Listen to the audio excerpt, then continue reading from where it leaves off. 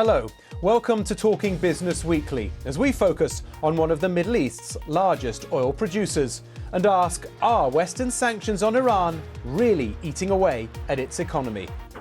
The recent fighting with Israel and America has led to a new wave of restrictions. Living standards have been falling for years, even though Iran continues to sell billions of dollars of oil every month. So plenty to discuss with these two. This Iranian economist in exile, who explains the hardship millions face in their day-to-day lives, all whilst the regime spends away on weapons. And this architect of Western sanctions on Iran tells us how Tehran is keeping the oil flowing and what it will take for the economy to thrive. Plus, how to pick a winner. We'll hear from the startup funder that's backed Spotify, Klarna and Bolt as it tries to find Europe's next big company. Hello and welcome to Talking Business as we join you all around the world. This week it's the turn of Iran's economy to be under our microscope, because its status as the world's 7th biggest oil producer should be a source of great wealth. So why is its economy struggling badly? And, in fact, why has it been doing so for years? As we've recently been reminded, Iran's nuclear program has been at the centre of that struggle. It's triggered financial sanctions, as well as the recent war with Israel and fighting with the United States. It's brought devastating economic sanctions that could yet pose the biggest threat to the survival of the regime that has led the Islamic Republic since 1979. The BBC isn't often allowed to report from inside Iran, so it isn't easy to get an accurate reflection of how regular citizens feel about the economic situation. But we did get these thoughts from people in Tehran back in March. They were filmed by the West Asia News Agency and provided by our trusted partner, Reuters. Due to the currency and dollar fluctuations, people's economic conditions have become difficult for them, and they cannot get everything they want from the market.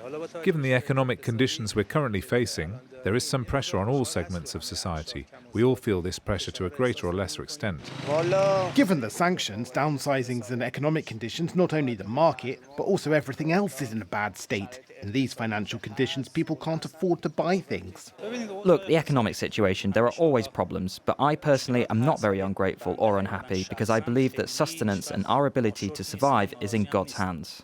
So why are people feeling downbeat about their livelihoods? Iran's economy is hard to measure, but this graph shows how sanctions in 2011 and 2018 had a big impact on growth, which has only just recovered despite the population growing to 92 million people. Over time, it has become harder for Iranians to make ends meet. Household spending in big cities is down 30% since its 2008 peak, and in rural areas it is down more than 50%. One reason people have less money to spend is that less people are working. That's partly because less women are working due to government restrictions. Another big problem is inflation. The latest official numbers show prices for goods and services rising at a yearly rate of a whopping 34.5%, fueled by mismanagement of the public finances and international isolation. And in a speech in March, Iran's Supreme Leader Ali Khamenei acknowledged as much. Yes, sanctions are not entirely without effect, but it isn't the case that if our economic situation is bad, it's only due to sanctions. No, our own negligence sometimes has an effect. And not just sometimes, most of our problems stem from our own negligence. And a large part of that is how the huge sums Iran makes from selling oil are used.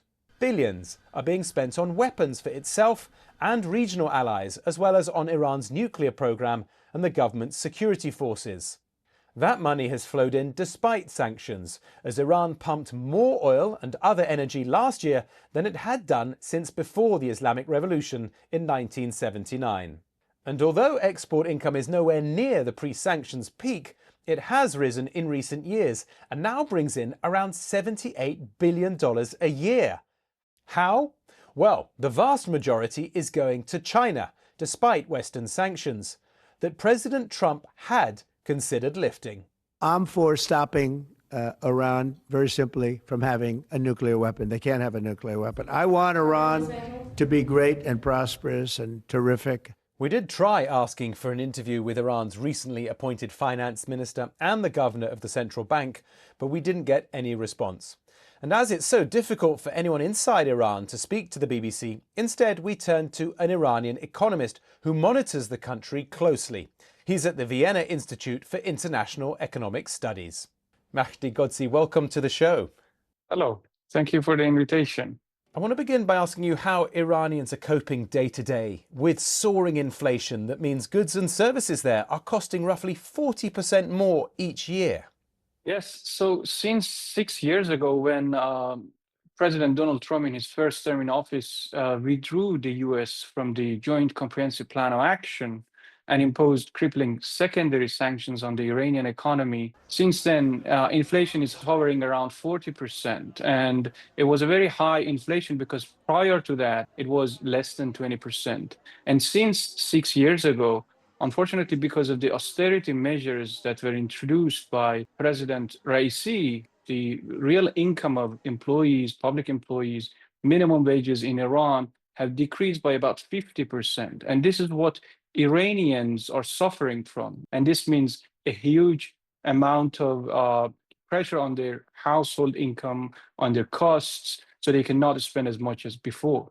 But when we talk about Iranians coping from day to day, how bad is it getting for people in their daily lives? There is not enough food on the shelves of shops.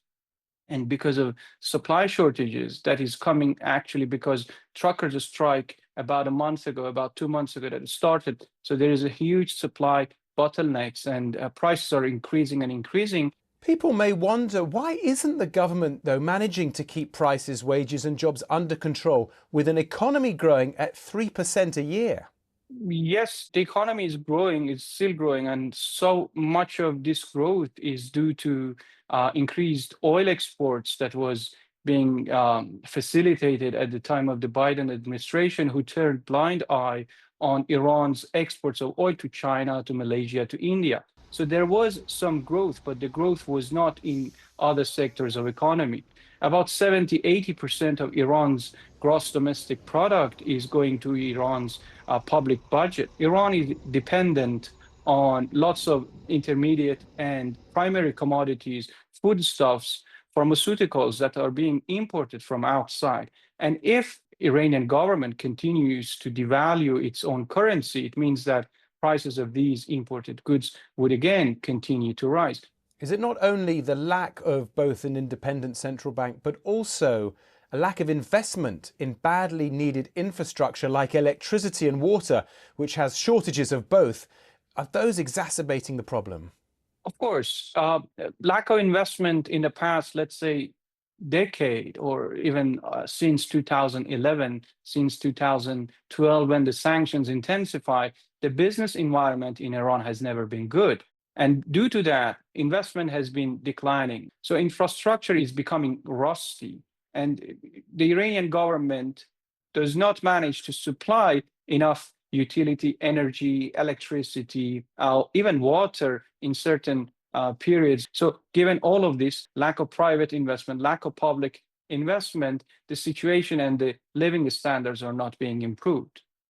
It's surprising because on the face of it, a country that is the world's 7th biggest oil producer should be wealthy and thriving. So where is the estimated $78 billion from oil sold abroad last year going? Because of sanctions, because of mismanagement of the government, because we're dealing here with an autocracy that tries to conceal information that is not transparent. We don't know exactly how much of it is going through different commodities and products. So some parts of it, some parts of Iranian export is being transferred to imports of commodities like foodstuffs, like livestock feed, like medicine, pharmaceuticals. These commodities are not targeted by sanctions, so that's how Iranian government can still import these goods. Are there any estimates as to how much of that money would be spent on weapons or Iran's nuclear program? So there are some estimates that the cost of building the nuclear facilities in Iran in the past decades was reaching more than $1 trillion, but there's no tacit information, there's no transparent information regarding these issues. But what we know that there has been always a covert support of the Iranian regime for proxies, for its nuclear program, for its missile activity. We believe that a huge amount of Iranian export revenues are going to these costs. Iran's supreme leader has suggested that many of the economic problems are homegrown rather than caused by sanctions. He's urged Iranians to buy more homemade goods to help the economy recover. But are domestic solutions the answer, or are sanctions still the greatest threat that they need to overcome? A regime that is ruled by ideology, by Islamists in its capital, it does not pursue expertise to provide enough knowledge, technology for its own domestic production. There is no internal source of growth and development in Iran. On the other hand, technology that is developed in different parts of the world is heavily needed in Iran. And because of sanctions, there is no access to such technology. So both domestic and foreign relationship of Iranian government have led to the situation in which Iran cannot develop. Finally, Mahdi, is the struggling economy getting so bad it's becoming the biggest threat to the survival of Ayatollah Ali Khamenei's regime? That's one of the factors, of course. So economic conditions are the ones that could push the society to the streets again, and they could ask for change. But I think the Iranian society needs a coalition of leaders to guide them and mobilize them. And those leaders are within and outside Iran. They just need to come to alliance. Mhadi Ghodsi, it's been great to have you on the programme. Thank you. Thank you very much. So that's the picture of what's happening inside Iran. But there's pressure coming from the outside too, thanks to financial sanctions. So to understand more, I've been speaking to a man who has held various US government positions under Presidents Obama and Biden. He played a large role in drawing up sanctions on Iran and is now at Columbia University in New York. Richard Nephew, welcome to the show. Thanks very much for having me. I want to begin by asking you, what sanctions is Iran currently under and what's the aim of them? So Iran is under pretty comprehensive U.S. sanctions. Our U.S. sanctions cover both trade between Iran and the United States, as well as Iran and the rest of the world. And essentially they work by the U.S. threatening the rest of the world. If you do business with Iran we don't like, you can't do business inside the United States. Iran's also under some limited sanctions from other countries, but most of it comes down to U.S. sanctions. And what are they aiming to achieve? The objective of U.S. sanctions is generally to try and change Iranian policy, either as it relates to the nuclear program, missile program, its regional activities, so support for groups like Hezbollah, Hamas, the Houthis in Yemen, those sorts of groups that the U.S. has concerns with. Sanctions are also focused on human rights, they're treating their own people. And so U.S. sanctions are intended to change those kinds of policies into a direction that we think make more sense either for national security or for the safety and security of the Iranian people. And how effective are they proving? Because Iran's economy has been growing for the last 5 years and it benefited from $78 billion from oil exports last year.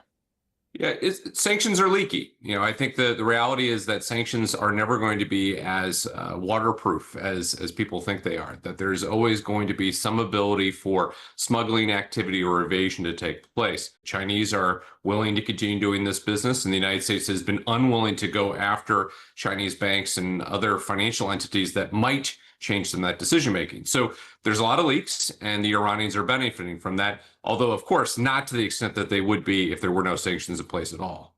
But how effective are they? I mean, why has the US Treasury added more sanctions on oil purchases and transportation this month? Is it another sign that they've just not been effective enough so far?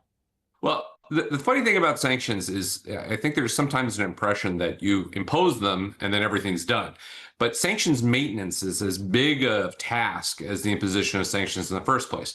And that's because the party that is being sanctioned takes steps to evade those sanctions. So the Iranians are every day trying to find new ways around the sanctions because, of course, they would like to be able to sell oil. They would like to be able to make money. They have a national interest in being able to do so as well, which does mean that you have to continue to apply attention, effort, intelligence resources, and similar to the task of trying to close those loopholes and work to make them as effective as possible. Recently, Iran's threat to close the Strait of Hormuz spooked oil markets. But can the world live without Iranian oil? And would closing the straits actually have been too costly for Iran in terms of losing its own oil exports? The world can live without Iranian oil exports. At this point, Iran is exporting around 1.5 million barrels per day of oil. That is easy to make up within the global market that we've got. The problem is the Strait of Hormuz doesn't just simply control Iranian oil exports, but also oil that would be coming from other countries on the Persian Gulf. And there are ways to try and bypass it. Those ways are less efficient, they're more costly, and they're not as effective in moving oil as just simply putting it on a boat and moving it through the Straits of Hormuz. So why did they blink then? Was it because they wanted to hold on to their own export money? First, there is an impact on their own ability to generate export revenue through the sale of their oil. But second, there's a high risk that it would escalate the conflict. The Iranians can close the Straits of Hormuz, but they probably can't keep them closed. The United States Navy, working with partners, has practiced for years reopening the straits, including minesweeping activity that would eliminate Iran's ability to keep the straits closed. And so if you're going to make that kind of decision, you have to be sure that it is worth the cost that you're going to bear. Why does China consistently risk buying Iranian oil, which funds fighting of the US and Israel, when there is spare capacity elsewhere? I think the Chinese perspective has long been that they would like to be able to have a positive transactional relationship with every country in the Middle East. It behooves their broader political agenda, and they know that if they had to have that curtailed, they could live without. Thus far, the Chinese have been calling the US bet, and the US simply hasn't stood up to it. There's no indication that the Chinese are making significant sustained cuts in their purchases of Iranian oil. Frankly, they've been maintaining around 1 to 1.5 million barrels per day of purchases for a couple of years now, and I don't see any chance that that's going to change without some kind of stimulus from the United States. So is it a case of the US issuing hollow threats to China? And if so, why?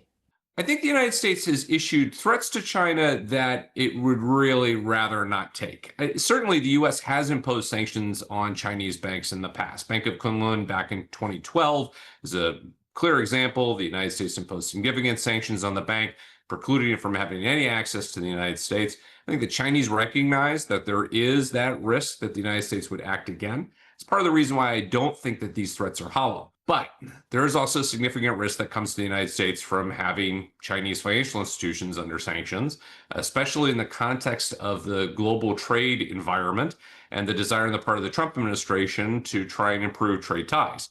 If there is sanctions relief, could that open the Iranian market up to foreign companies? And could that happen in the next few months, the next few years? And what would that mean for Iran's economy? I think that if there was a deal and if it included extensive sanctions relief, there would still be a lot of difficulty in getting business into Iran.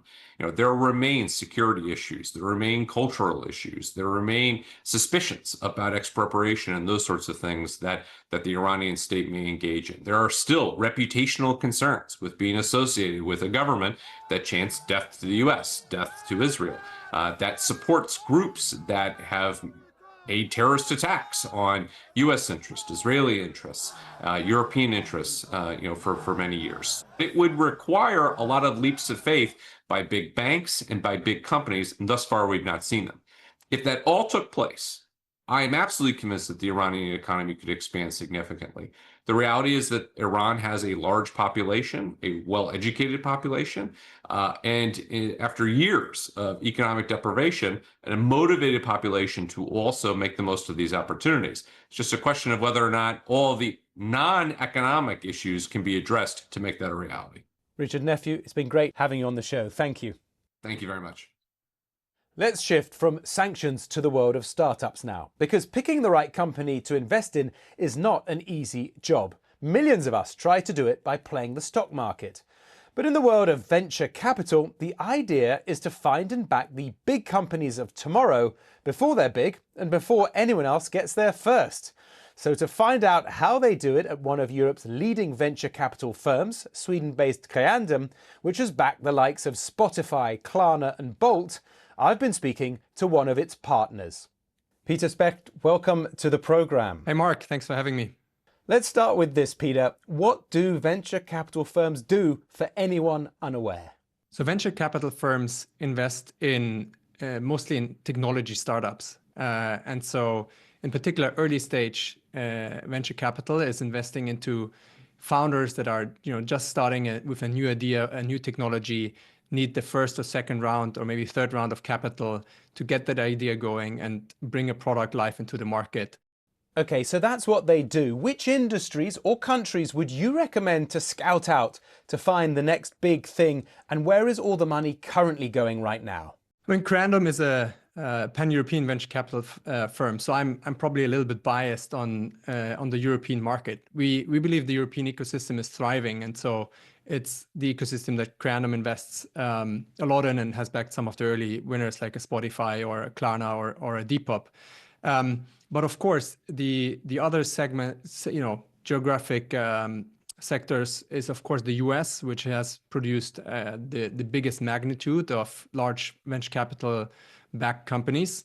And so I think from that perspective, Europe and the US are probably the two biggest markets that Western funds look at. There's smaller activity in emerging markets such as Africa or India has become quite popular over the past years. And of course, China has a big venture capital ecosystem by its own.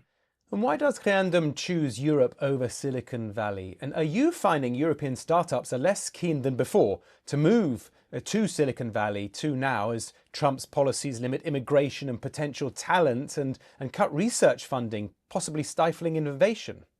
Also, we have a San Francisco office. So actually, we're looking at both sides of the pond.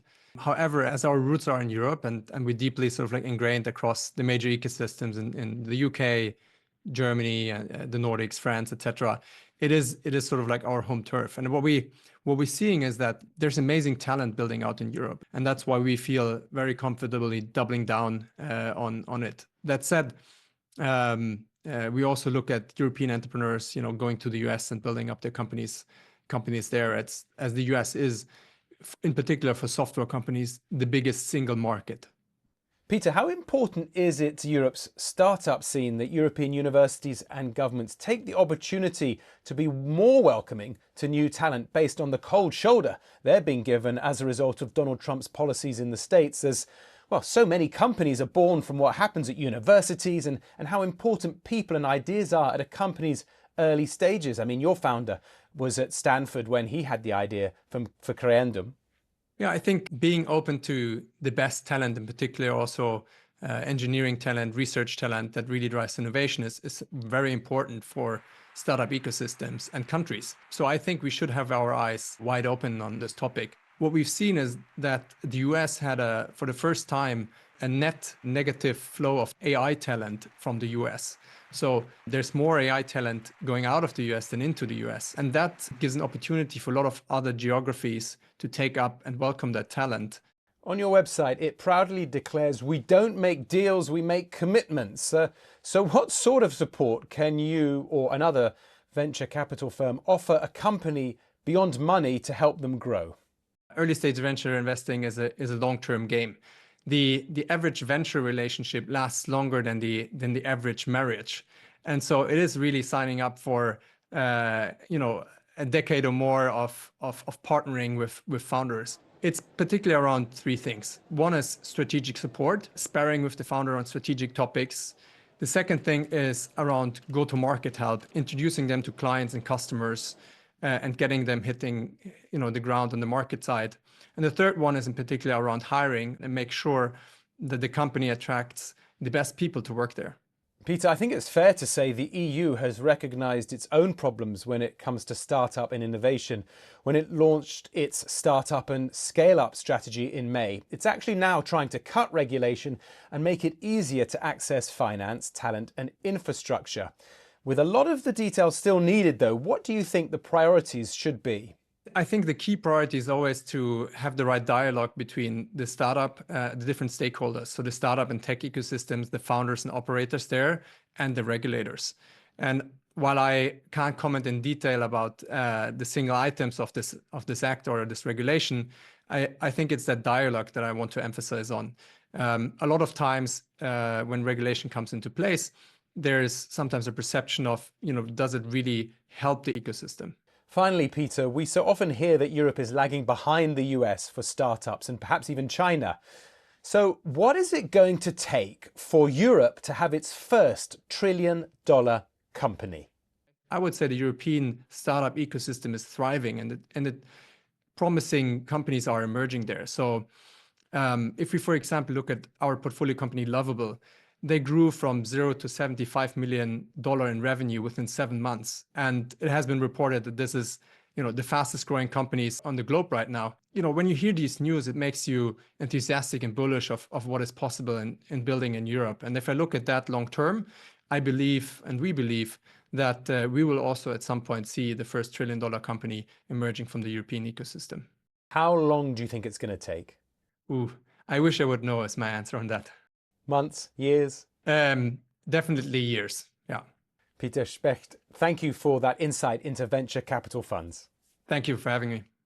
That's it for now. You can keep across all the latest business news and read some great in-depth features on the BBC News website and smartphone app. We always like to hear from you too. You can find me on social media. I'm at Mark Lobel TV. Do join us next time as we take you to the heart of the global economy here on BBC News.